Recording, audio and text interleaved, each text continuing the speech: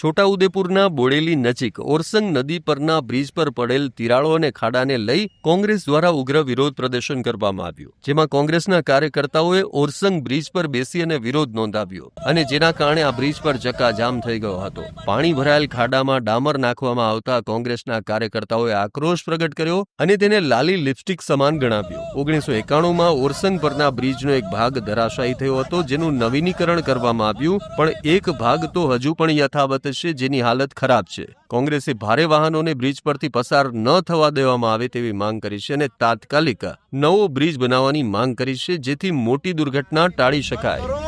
આ દેખાવો બંધ કરો, કાનો ખોલો અને જાગો। જે તે વિસ્તારના ધારાસભ્ય અને તંત્ર જવાબદાર રહેશે, કારણ કે તંત્રની ઊંઘ ઉડતી નથી। કલેક્ટરશ્રીની પણ જવાબદારી રહેશે। પાદરા પાસે જે પુલ તૂટ્યો છે એ રીતે અહીંયા કોઈનો ભોગ લેવા